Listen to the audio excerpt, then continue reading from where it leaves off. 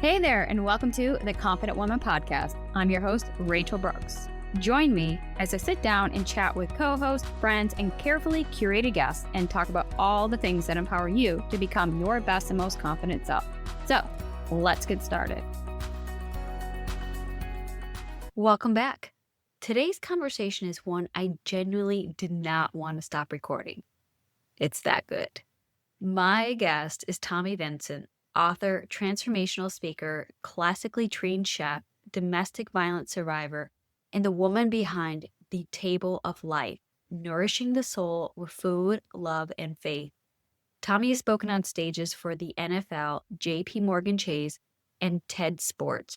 Her work has been featured in the New York Times, and yet what struck me most about Tommi is not her resume, it's her heart. In this episode, we talk about what it really means to have a seat at the table, why the things you think disqualify you are actually your greatest qualifiers, and how healing, whether it happens in a kitchen, a gym, or a therapist's office, always starts with turning the light on. This is a conversation about identity, faith, shame, joy, and what happens when you finally stop hiding the ingredients of your life and let God make something beautiful out of all of it. So pull up a seat. This one is for you. All right, ladies, today we have with us Tommi Vincent. And oh my goodness, we were chatting before we hit record, and what a beautiful conversation today is going to be. So before we dive into that, I would just love to pass the mic to Tommi for her to tell us a little bit more about all the works that she's got going on in this beautiful story and this journey that has transpired and unfolded. So welcome, Tommi. Thank you, Rachel. I am so honored to be able to take a seat at what I'm going to call your table. And, you and I had an opportunity to talk about the table and how significant it is to me. And so when I think about where I am today and what I'm actually working on, what is fuel for my rocket in this season of my life, it is my new book, The Table of Life, Nourishing the Soul with Food, Love, and Faith. And the book is a culmination of a long journey that got me to the point where I actually wrote a book and I'm sharing it with the world. And so I'm a woman who is really determined. I have a personal vision statement, and that is to ensure that every woman that God allows for me to come in contact with, to know that she is worthy, not because of something she's done, not because of who she is, but whose she is. And so I'm so honored that I get to speak with you today. Yes. Oh my goodness. Today, I don't know if this is God ordained or not, but our stories have so much alignment and synergy. And very much like your mission statement as well, is that mine was to know who you are and whose you are, that you're created with, on, and for a purpose. And that power of identity and finding who that is, not in what the world says, but who He says. And I think that as we continue this conversation, this will go into the direction of the power of our identity and how much of this world shapes us and tries to tell us who we should be. And when we transform to the world, we start to lose and sacrifice what He has already called and equipped us for. So I know that you talked about your book, and you have this beautiful display in the background for those that are listening, and her book, The Table of Life. And I love that metaphor, because how many of us have ever felt like we just don't fit in? We don't belong. We don't have a seat at a table. We're feeling misunderstood. We're feeling left out and behind, whether that's in our careers, in our family life, in our relationships, or just personally, we're just at a standstill or a pivot in our life that doesn't feel like we're confident, that we're ready. This, I'm sure, in your story, and I could pull some of my story as well from my God ordained and orchestrated book, that I kickingly and screamingly said, God, you got the wrong woman, because I am not writing a book, because nobody cares about the mess and what God can do with that mess. So I'd love for you to unpack a little bit more about the book and the story behind that. So the premise of the book is to teach the reader how to build their own table, one dish at a time, using all of the ingredients of their life. And I'm demonstrating that through its part memoir, and there are also recipes at the end of each chapter. So just a little backstory there with recipes and why that would be included in the book. One, I am a classically trained chef. And becoming a classically trained chef was born out of my healing journey. I had a bout of depression, and it really was a moment in time where I really did not understand who I was.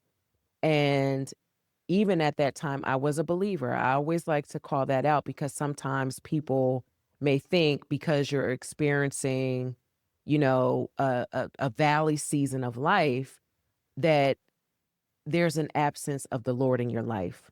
Absolutely not. I'm a praying woman and was then. I am a strong and devout believer and was then. I just had reached a place in my life what I believed that the lights had went out for me. And in my process of going through therapy, because I'm a Jesus and a therapy kind of girl, I was able to see that there was this space of cooking that was healing for me. I kept having visions of my grandmother's kitchen, and I leaned into that. I had left school early to get married at the age of 19 to my husband, Troy, whom I've been married to now for over 31 years. And I wanted to go back to school, and I wanted to do it in something that was meaningful for me. This was a part of me snatching back my life. I went to school and I got my degree in culinary arts. And then I knew I wasn't a traditional restaurant kind of girl, that whatever I do in life, it needed to mean something to me because that's what happens when you heal. You find yourself, you recognize what you like, what you don't like, and you're also confident, becoming that confident woman and being able to advocate for yourself and really lay out for people the standard of which you are now choosing to live. Getting my degree was important in that, as well as really being able to establish my footing so I could ultimately become the woman I am today. I love that. And I think that's so powerful because when we look at our through line of our journey, we see so many patterns and synchronicities that bring us into who we are today. Where I think that the key concept for me on my journey was the concept of self awareness Mhm. is we have to be attuned to who we are because that was the moment for me going back all these years ago, a question which was posed to me. I mean, it was the most simple, basic question. You would just think like, how did you not know? But it was, who are you?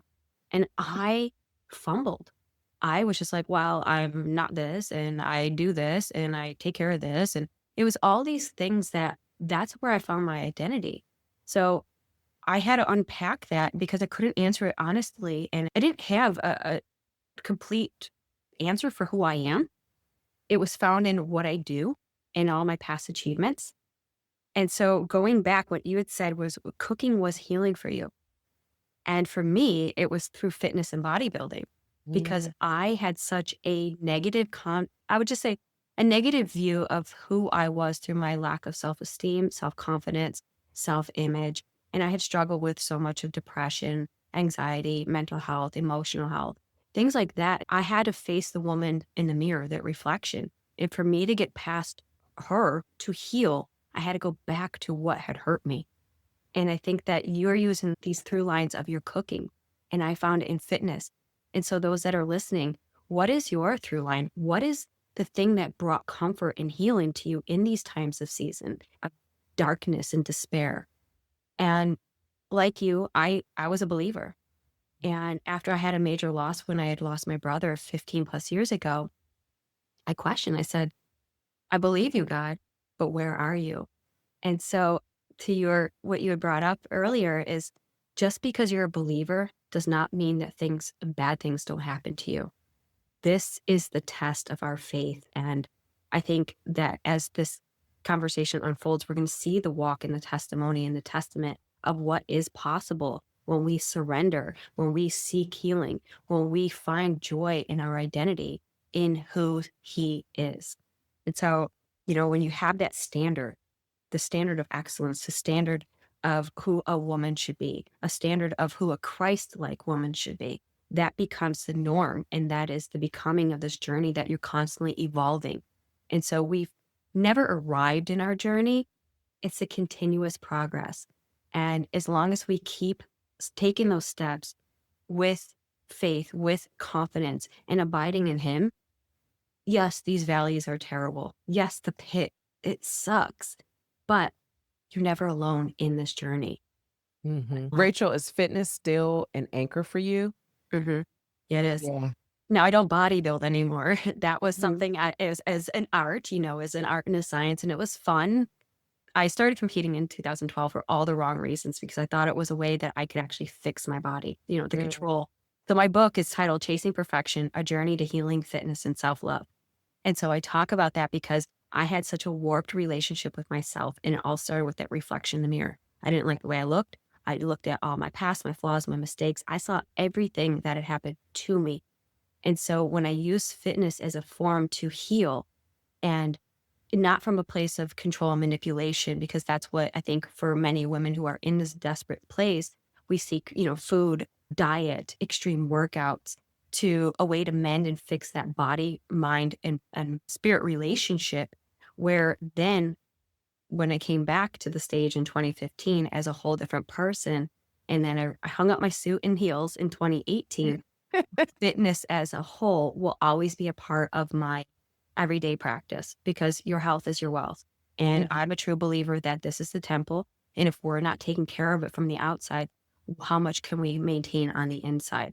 And so I've taken that whole concept of flipping everything that our world teaches us to lead from within. So the inner fitness is based off of my four pillars, which is your mental, emotional, and your spiritual health and well being. Well, then your physical becomes a byproduct of that inner fitness. Where on the flip side, before I thought, well, if I could physically look different, then I'll be happier. Then I'll be Mm. emotionally equipped. Then I'll be more spiritually aligned, and I'll be perfect enough to come to Christ. And we just had this backwards. We had the recipe backwards. Yeah. Yeah, I know for me, like, and the people that know me and care about me, they know that if I stop cooking, like, if I call when I'm in the kitchen, I'm in my sanctuary, and cooking is my weapon of warfare. And if I am not doing that, they would notice that there's something amiss here because it's not happening, that they need to check in with me because that is a source for me that gives me life. It's a gift that I believe that God gave me so that I'm able to, it's like I get in the kitchen and I'm able to really disconnect from everything around me, and I feel like God meets me there. He meets me in the kitchen. He meets me when I'm chopping and cutting and cooking and seasoning, and it's like a nourishment for my own body. And so I know when people have an anchor, when they have something that causes them to come back to themselves, it's a great way and a great barometer for others to also know, like, hey, we need to do a check-in here. I agree. And I love that you just said God meets you. And it's interesting because I was just seeing something online. I don't remember exactly where, but they were saying about how, the males in the Bible would go out into the wilderness or go here. They would leave their homes. But for the women, God would always meet them there. They would meet them in their homes, at the well, and all these places that the women were. And I think that that was interesting because it got me thinking. I was like, you know what? That's exactly where it was, where God had met me in my moments, in my closet crying, or, in the kitchen cooking, or in the gym, just me and my thoughts, and just these heavy weights that become a metaphor for the physical and spiritual weights that we're carrying throughout this life. And so I love that you brought that up and you bring about the anchor, because when we're anchored, that that's the part of the storm that feels like we're constantly being pulled in these directions. But when we're anchored, we're tethered to the one who creates and calms the storms. And it's this really cool analogy when you can really see how God works in you, and not necessarily when you're in that mess and you're crying out, like, just give me a lifeline, give me the person, solve the answers, right? And it's like, we want these quick fixes, no doubt. I mean, nobody wants to be in pain and suffering for longer than they need to. But in that quiet stillness is where I find him. And I think that that is exactly what you're saying. When you're in the kitchen and those loved ones around you, if they don't see you cooking, they know something's off. Like, that's not, that's not Tommy. That's not mom. That's not who you are. And I think the same with me. Like if I abandoned now my health journey, I would go back to a place that felt like regress instead of progress. Mhm. I love that you bring up all these analogies up because I'm a person who sees like visuals and metaphors and just the vision, the imagery behind it all. And so, what you have your book and what you're doing in this community and in this space of empowering women to just have that seat at the table. I want you to talk further about what exactly that is because, again, we're tying into these analogies. Yeah. And I'm a visual person too, so I love to be able to paint a picture so people can feel like they're brought into the moment. And one of the things I believe that life happens at the table. So I'm always encouraging women, meet me there, meet me at the table. And so what I've been doing with the book as part of it originally started out as my book tour and now it has evolved into I really believe that this is where God is calling me to. This is something I'm supposed to be doing. So I've been doing table of life dinners around the country and I have been gathering with women. It's been so amazing because most of these women, I would say 85% of the women that I've been sitting down with, I do not know them. This is the very first time I'm engaging with them. It's when we get to the table. So some of us, we come in as strangers, but then we leave not only as friends, we leave as sisters. And so this table that I speak of is understanding that we all have these ingredients that make us who we are. However, some of those ingredients we may be ashamed of. We may believe that it would disqualify us from the tables that we currently are at, or we wouldn't get an invitation to a table if people knew these things about me. Once I realized that the things that I thought were my disqualifiers were actually my greatest qualifiers, I brought those ingredients to the table. So you no longer get Tommy at the table without getting all of her. So that means that little girl Tommy gets to come, teenage Tommy, all the places and spaces in life where I may have experienced some things or I may have made some choices that were questionable.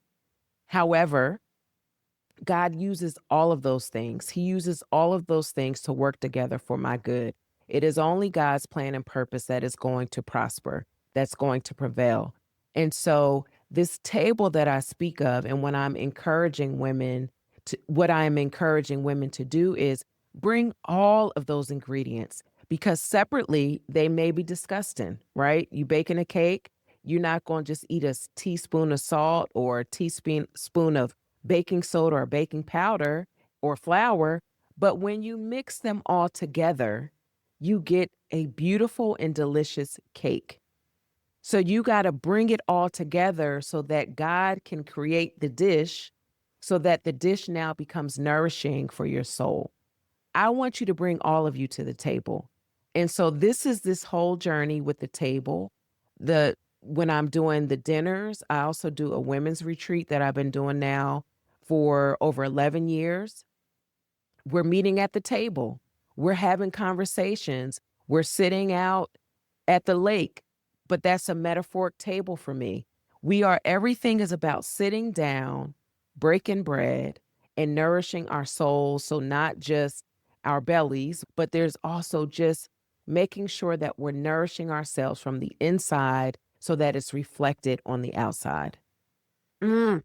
Seriously, this is so needed, and especially in today, I mean, gosh, it feels like we're so distant, and this time, believe it or not, it's a hard, dark time for us. So much is going on in our world, and it's like sometimes we could lose our focus if we're looking at the things that are happening out there and not having that comfort and peace of what is happening inside. And so having those seats at your table and like you said, sitting down, just bring your whole mess, bring the whole package because what you think is a disqualifier will qualify you because God has already equipped you. Yeah. That's the beautiful thing. So the things that you don't like about yourself or you're told, for me, I was told you're too much, you're too intense, you're too this, you're too that. And I'm like, well, what do you want me to do? Be something I'm not? Because then that's stifling and then that's not God honoring. So it's like, bring the whole gamut. bring the whole mess, because that mess is the ingredients that God will work with and transform you into something new. And that's God is, man, he's a master creator of anything and everything. So all the stuff that you're ashamed of, all the things that have happened to you, all the things that you believe about yourself, because you see everything with such a microscope that he doesn't see you that way. And when you shrink and dim your light, you're telling God that he didn't create enough. But God is the master and creator of perfection. So that chasing of perfection that I was after wasn't necessarily about a physical thing, but it was, honestly, I think when I look back at the whole journey, what I was looking for was, is it enough so I could be enough? Therefore, I could rest. I could find peace. I could find that happiness. I could just stop chasing. I was just exhausted. And I think that that's so much of what our women and our listeners in our community are saying as well. It's like, we're doing all the things, we're checking the boxes, we're following the map of what the world says we should be, to build the business, to raise a family, Mhm. to do all these things. But why am I so empty? Why am I so tired? What is going on? And that's when we realize it's not, you can't fill the void for something that is longing for what the one who could fill it for you. So sit down, break bread, nourish souls. Oh, it's beautiful. And so, you know what? I'm curious to know more about some of the women and these conversations that are had at these tables. Like, Mhm. if you care to share some more about that. Rachel, one of the things I think is really important to highlight about the tables is that the women are coming from all walks of life. And so if you're not a part of that group, there may be a sense of not belonging or, someone in the group may feel like they don't look like us or they're not from where we're from, so they are not a part of this group. Well, at my table, there is no grouping. We are coming together. The commonality in it all is we're women.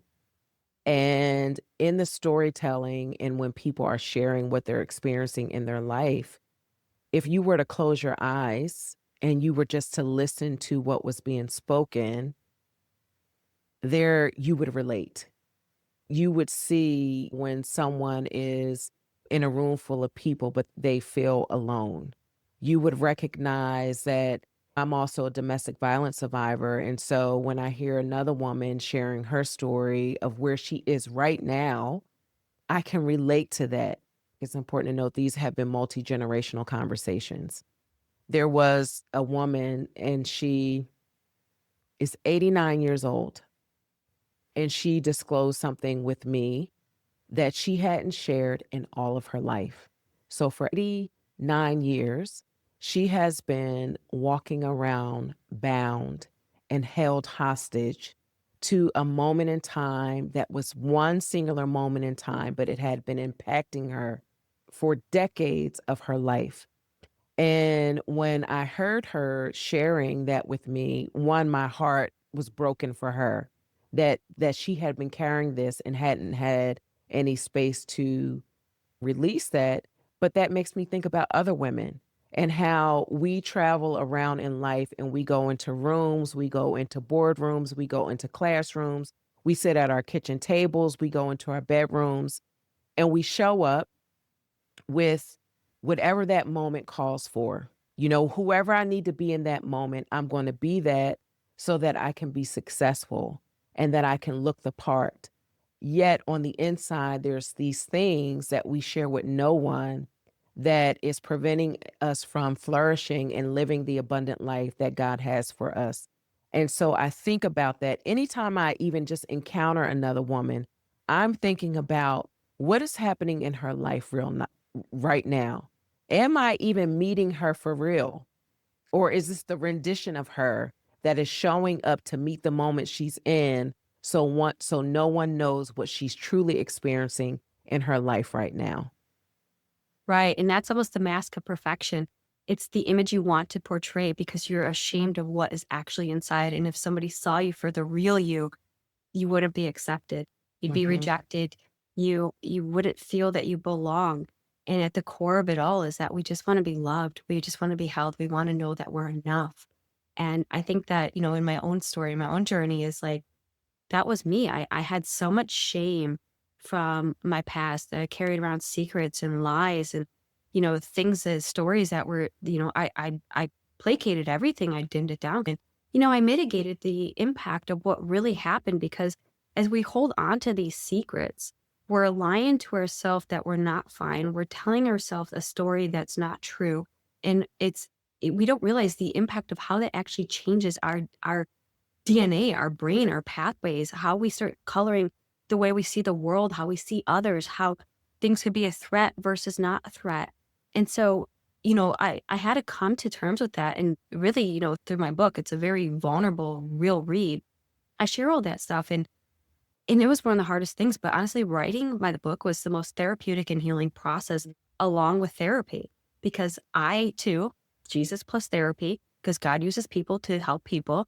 And I'm a true advocate of seeking mental health and therapy when you realize you can't do it alone. You've Mhm. exhausted opportunities.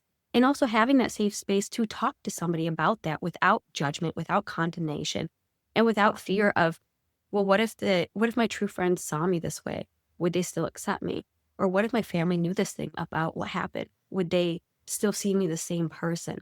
And so I get it because there's a lot of fears behind that because we put up this false persona of who we truly are, but that questions our identity. That goes back to what I had initially asked was, and then that question was posed, who are you? I masked it behind everything that I could do because I didn't know who I was because I was too ashamed to be seen for who I am. And I didn't know how to answer that. And so now, funny thing, come full circle, like all my branding and everything is I am Rachel Brooks. Like I know who I am because I know who he is. And that's where your faith and identity tie in together. And, it's a beautiful thing when you could openly have those spaces to share. And just like you, it's like you can read the energy because when you've gone to the depths of places, you can read between the lines and you really know what these women are saying. So you have voice for the voiceless and you give hope to the hopeless. And I think that that's a beautiful thing is like the works that we're doing and you're doing it in a very similar yet different way. Just like Mhm. this podcast. I mean, we've been, having the space here for women going into our 7th year from women all around the world, all different walks, all different experiences, all different stories. And the through line is all the same that they had to rebuild something. They had to start from where they're at because that confidence wasn't there to begin with. Or if it was, something happened in their life that dimmed it out. And there's this resilience aspect of it. There's this overcoming. There's this faith component to it. And when we look at it is that we're all more alike than we are different. That's when we can set aside our differences. That's when we can set aside what the world tries to put us in these boxes and these labels and these identities and these roles. And it's like, man, but we're not. We're just humans trying to navigate this life the best we can with what we know. And we don't know really anything. We're trying to figure it out on our own. I had this running joke and with one of my peers and I said, in a world full of experts in this online space, because everyone wants to be an expert, nobody really knows how to do anything because we're all trying to figure it out. And that's the truth. Me and you, two different women, two different experiences, two different life. We're all trying to do the best we can with what we know. And that's what we're here for, just to learn and pull stories from others to intertwine with the fabrics woven of our DNA and our stories. But at the end of it, we're just women. Mhm. We're so alike. Yeah. I Oh agree. my goodness. Yeah. So those stories that you're hearing at these tables, man, I could just feel the release from just that experience from that woman, 89 years carrying a secret, carrying something that she carried where it was shame. And she laid it down at your feet and we're just stewards and messengers. And so with these conversations, I know that they can go into some of those dark places. And I know that you've experienced, years of, like you said, with being a DV survivor to depression and how overcoming that to find so much more joy and joy as the art and the skill of creativity and inspiration. So I'd love for you to unpack what that looks like as well. And, having these conversations, how all this ties into your book, ties into your message, ties into the works that you're doing, ties into your beautiful podcast that you have as well. And this is just, it's like a beautiful mosaic of God taking what the enemy intended for evil and bringing it all for your good and glory Mm. to Him. I mentioned earlier that I thought my light was going out. And what I realized on the other side of it is that the light wasn't going out. God was turning the light on so I could finally see me. And when you talk about joy, life is not perfect. And we will experience many valleys of the shadow of death, really challenging times because life is hard. That's a fact. But the truth is, we can do hard things. But guess what? We're sitting here having a conversation together, which demonstrates that we can do hard things. And so, even in the midst of life being hard, the ability to go through life and experience and carry joy even in the midst of challenges is such a gift that we all get to have.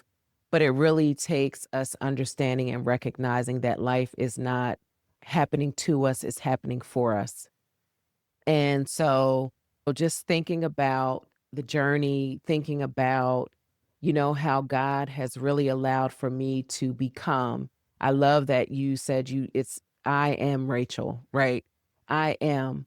I am his daughter. I am fearfully and wonderfully made. For me, it's about my ability to prosper in life, and he is not intending to harm me.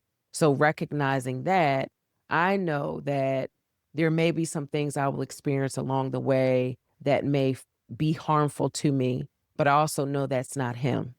So the ability to transform what I was able to do with writing the table of life is as I got to the end, I said, wait a minute, I've been so busy looking at the darkness that I wasn't looking for the light in those experiences.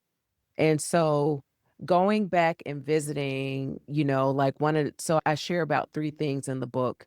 One is when I had my daughter Desiree at 13 years old. Two was my abusive relationship where my abuser picked me up to throw me off of a bridge. And then the third thing being the depression. All of those things were I'm taking the depression out of this statement, but the one with the boy picking me up to throw me off of a bridge, that was horrific. The me having a baby at 13, that was my choice. I was making some choices in my life. The depression was a culmination of all the things just being tucked away and buried down. But in all three of those things, when I took a look back, I was able to identify the light. And when a light is enters into the storyline, the darkness can no longer exist. And so for me, recognizing the resilience that was developed in me, the strength that was developed in me, the perseverance that was developed in me, all of those things, the self-awareness that was developed in me, all of those things serve me so well as the woman I am today and the mother I am today, the wife I am today, the friend, the sister, the coach, all of those things, it allows for me to be who I am today. And so I'm grateful that God turned the light on so that I could see me. Man, when you're going through these experiences and being so young and feeling almost helpless or choiceless, right? You don't know which direction to turn, but you had that power. Like you said, I had the power to make a choice. And all these things were a combination of what was happening to you, but God will turn on that switch. And that's when you get to see that this isn't happening to you, it's happening for you because God is a redeemer, He is a restorer. And He will take all of these pieces, all these things that life had done, whether they're your choice or by somebody else's choice. And I think that sometimes we feel like this is punishment, and it's like, no, it's not, because things will naturally happen. And biblically speaking, like there is this will happen in our world. There will be suffering, there will be pain, there will be trials, there will be tribulation. Like nobody gets away in this life scot free without anything happening.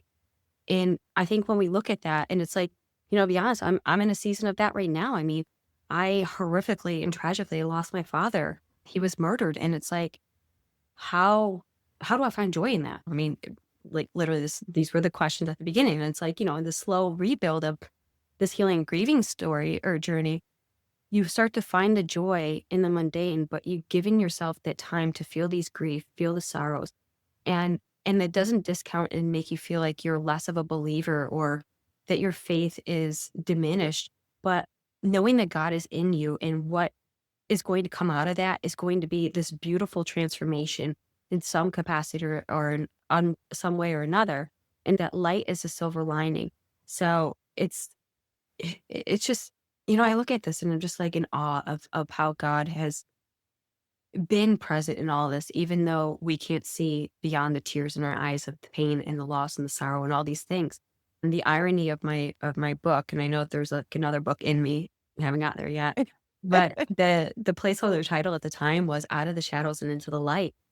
And Mm, that was the first time I realized I had been living in this darkness because I was so attached to my story of what had happened. And I couldn't see what could happen. And that takes a deeper walk of your faith and see that everything in your through line, everything in your story served a purpose because it deepened your capacity to love, to hold that space, to feel, to have compassion, empathy, sympathy, to just experience things at a larger capacity on my own. mhm, So I keep going back to that verse, I can do all things through Christ who strengthens me. And then follow that up with, humanly speaking, it's impossible, but with God, all things are possible. mm, And God will weave the story back in, and all that was lost will be redeemed and restored.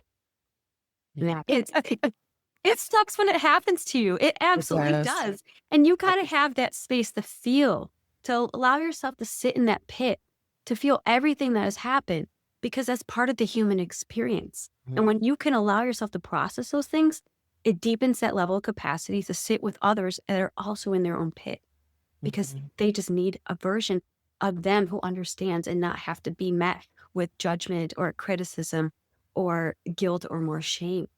You know what I say, Rachel? I say, feel it, but don't allow those feelings to prosper. So don't allow those feelings to be all consuming like a fire. But it is imperative that we feel it because we have to be able to name the pain, Right. name what it is. Because when you name it, that's turning the light on it, right? When you try to pretend like it's not happening or you're not feeling what you're feeling, then it remains in the darkness. But the moment you turn that light on, guess what? The darkness can't exist. Mhm. But we have to know like we're not going to stew in whatever the feeling is because that's when it becomes dangerous and it can take us to really low and dark places. I admit I've been there. I know I got my faith, but if I didn't, I could see how it can go even further. And that's why it's so important to be anchored, to be tethered to Mm, Him, to still abide and read and pray and keep the faith. I think that's the biggest thing is how quickly one could lose their faith because of their circumstances and situations. I mean, if there's a God, how can He allow? And it's like, no, no, no, that's not how this works. We've got to mhm, deepen our faith. If anything, double down because it's the one thing when your world is feels like it's spiraling or spinning out of control, at least now you're anchored and tethered to something that won't move with you. You're now tied to the thing, like I said, that created the storm and can calm the storm. mhm. Yeah. So it's a beautiful gift. And I know sometimes it doesn't feel like a gift. You're like, I didn't ask for this. I mean, nobody does.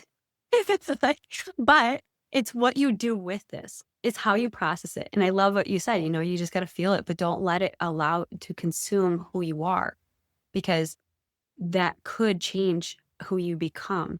And in Mhm. the season, who we become is tied to the identity of who our creator created us to be. Yeah. It's just, this has been truly a nourishing conversation for myself, and I hope for our listeners as well. I would love for you to kind of bring this full circle with all the things you got going on and just tell them about where to find your book, how to tune into the podcast, how to pull up a seat at your table, and all the good works that you got going on. Yes. One, let me just start by saying thank you so much for giving me the opportunity to come and to be in conversation with you on The Confident Woman. I really appreciate it. And you can find me on social media at Chef Tommy V, and that's Tommy with an I, Tommi. Also on my website, tommyv.com. you can learn more about me. You can learn about all of the wonderful things that I have going on in my life and the service offerings I have for women to receive coaching. The retreats are not open to the general public. You're brought into that when you become a part of the family because I do host those retreats at my home in North Carolina. I have a cabin there. And so I bring the women into a very personal and intimate space. But that is how you can find me. You can purchase the book on Amazon. The book is The Table of Life, Nourishing the Soul with Food, Love, and Faith. So you can purchase it on Amazon as well as Barnes and Noble. But again, thank you so much for giving me a seat at your table. Well, thank you. And I am truly honored and blessed to have this conversation today. Thank you. Hey there. Thank you so much for joining me on today's episode of the Confident Woman Podcast. If you enjoyed today's episode as much as I did, please be sure to like, subscribe, and leave us a review. Thanks again for listening.